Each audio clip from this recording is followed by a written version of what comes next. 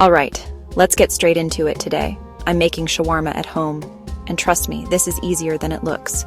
Here's the finished shawarma so you know what we're aiming for. First up, the chicken. I like using boneless, skinless thighs for that juicy bite, but you can go with breast if you prefer. Slice up about 500 grams of chicken into thin strips. Time for the marinade. 3 tablespoons of plain yogurt, a good squeeze of lemon juice, 2 cloves of minced garlic, 1 tablespoon of olive oil, and here comes the magic.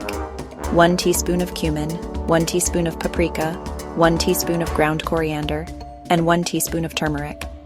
A little half teaspoon of cinnamon, plus salt and pepper to taste. Mix that all together until it's a smooth yellow paste.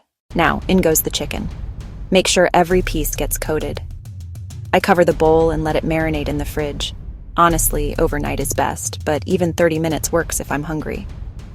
When I'm ready to cook, I heat a big pan over medium-high heat.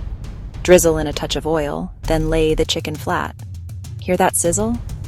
That's flavor happening. Let it cook without moving for about 3 minutes, then flip and cook another 3 to 4 minutes until it's golden and cooked through. If you've got a grill, go for it, but a pan works great too. I take the chicken off the heat and let it rest for a minute. This keeps it juicy.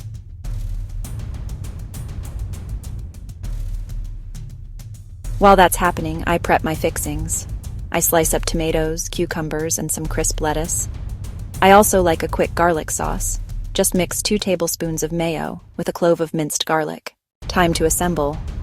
I grab a pita or flatbread, pile on some chicken, top with tomatoes, top with cucumbers, top with lettuce, drizzle with that garlic sauce, and roll it up tight.